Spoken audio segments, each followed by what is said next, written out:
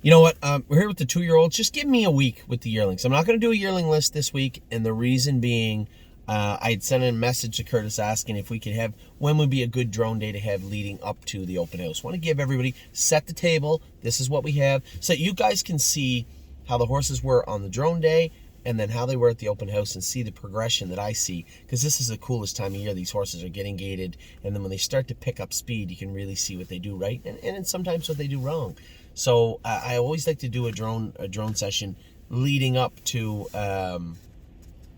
leading up to the open house. So give me another week with the yearlings where you say, hey, you didn't have a yearling list. I know we have 62 yearlings in our midst right now. 2 are still, well, 4 are in Ohio. 2 are coming back on Tuesday. We'll get the other 2 picked up, I think, when we get Swan's Honey sent back from New Jersey. Maybe I'll get them to swing over to Northfield and grab the last 2 babies. So that's a plan for this week coming. But by next weekend, every yearling of ours will be under our roof. And I believe that number is 62 now. Now those count. That also counts Mark Beckwith's too. So we don't have 62. I believe we have 60. Those 2 will be leaving. I'd love him to leave them for the open house, and I'll ask him if he'd like to, but that will be up to him. Hopefully, they'll be here at least through next weekend, where at least he can see his horses droned. That would be a feather in our cap to be able to do that for him. So we'll start with the 2-year-olds. Almost there, boss. Carol at the other Turnout Farm has done an amazing job with this horse. He looks great. Can't wait to see him back going full-time. Amor Diener, Wayne Schaefer's Amor Diener asked for another week with him, said that he came in a little bit late, so we'll give Amor Diener another week or 2. Him and Taiwan on. Time's fine with both of them. Archer's Rainbow, if you want to know what's going on with her, go to Harry's section of the opening. I talk about Archer's Rainbow and what our plans are with her. She looks amazing right now. Little flutter in her throat. We're going to fix that this coming week. No, not this coming week. Probably within the next 3 weeks. Better Be Sawyer's been training back good. Looks good. Should be ready in the next 3-4 weeks, I think. Blue Bayou Dio and Bomb Hugger are both out. They're going to stay out for another better part of a month. Another 3 weeks anyway, they'll be out. Century Invictus will be coming back on December the 1st. He's had enough time outside. Confederate Cruiser is back now. He arrived this morning at Northfield Park to start his 2022 campaign. We'll start jogging him tomorrow morning, hopefully. Duke Dio, as I said, in Jason's barn. A little disappointed with this race the other night, but at the same time, it is what it is. We put him on gate. We're going to put him in the B tracks next week and see how he races. Isa 10 will be coming back. She's back now. She landed back this morning also at Northfield Park. Garden State Dio is going to be coming back first part of December from Kentucky. Grace will be coming back in around December 15th. Granite Hill is back now, jogging. He looks like $1 million. I can't wait to see how this horse trains down. Hill of Magic is in the pool swimming now. It'll be watermarks with this filly. What I mean by that is she was sore, she got sound, now she can win the pool and swim a little bit. As you can start putting some concussion on that foot and working on it, and hopefully that bone will fill back in real good, then you can start putting a lot more work into that filly. But for right now, just swimming. At some point, hopefully in the next 4 to 6 weeks, we'll be able to have some hand walking, maybe put her in the walker in the morning for a little bit and swim her. Use some sort of, as I said, a hybrid training regimen for her, where it's a little bit of water or a lot more swimming, a little bit of land work, whether that be in the walker or jogging. And then as we get further along, the hope and what I suspect will happen is more land work, less swimming, then all land work, then we're ready to go. That's the plan with her. We'll see how that plays out over the next little bit. Still a little gap there. Still a little fraction line there that's still there. It's filling in, and I hope it fills in completely over the next month. That's the hope anyway. It'll likely take a little more than a month for it to fill in completely.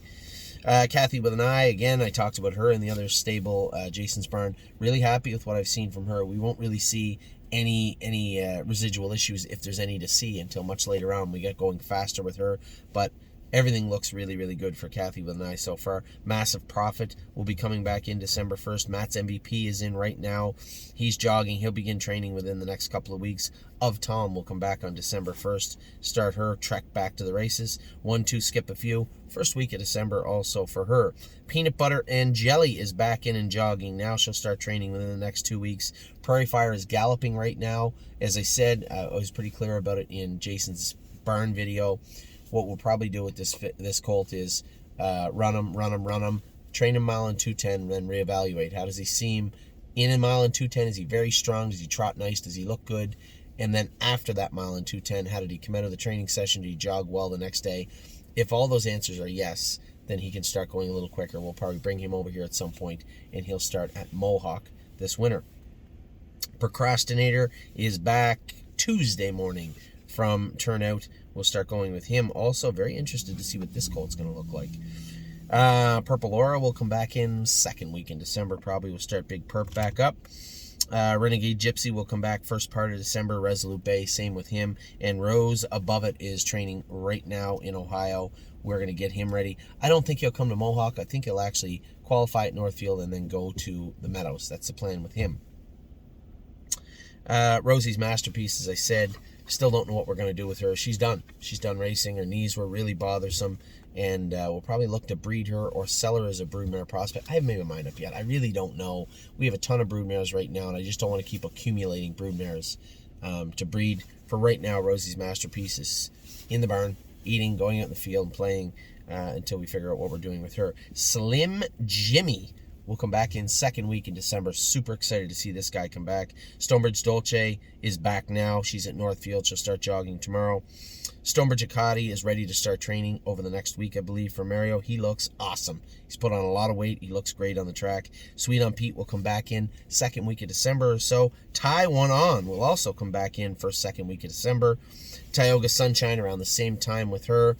Twinbee Habanero is ready to start training, I believe, in Ohio. He won't do too much training in Ohio before he comes back over here. This horse looks like he ate an entire herd of horses. He's as big as a bus right now in Ohio. Twinkle in Her Eye will come back in another week or so. Her and Massive Profit, they're out together at Sean Brisebois. They'll come back in, let's call it the first week of December. Unbeatable Kemp will come back. Now I told Amy that he's going to Ohio, and he may end up in Ohio for a little bit, but he'll probably come back here at some point to train down here in Ontario. Voyage of Ice and Fire is back right now. Just got back this morning to Ohio. He'll start jogging and training down. Will to Win Hanover looks awesome down at Jason's barn. Once she starts going a little more, she'll come back up to the top barn. James loves this mare and gets filly and gets along really, really well with her. Not that Jason wouldn't, but Jason's going to have his hands full here soon enough. He's got a ton of horses to come back in here in a little while. And then World for Two will also come back in. Here's a horse I got huge hopes for in 2022. We'll probably train him down here. Might start him a couple of times, but I suspect he'll show up at the Meadows at some point in the springtime. So those are all the 2-year-olds. All of them. That's all the videos you're going to get this week. I did not want to do a yearling video, mostly because I give you guys yearling updates virtually all throughout the week. But I would like to get a drone session in this Saturday. It would be awesome if we could. Just have to wait to hear back from Curtis on whether he can or he can't. If we can do it this Saturday, I think it would be an awesome move to do it. I'd like to see these horses, how they look now, and then show you even the quick progression of them on the open house day, I believe, on the 12th, I believe. So, with that, I will talk to you all very, very soon. I hope you had a great weekend. Yeah, it could have been better. We could have been all celebrating and high-fiving a win at the Valley Victory, but make no mistake, I don't have to tell you this, 3 Point Blue Chip Racing, a monster. He is going to be, I think he's well on his way to easily being the best horse we've ever had. He looks incredible right now, and I can't wait to see what happens when he comes back from layup. So, I will talk to all of you very, very soon. Have a great week. Take care.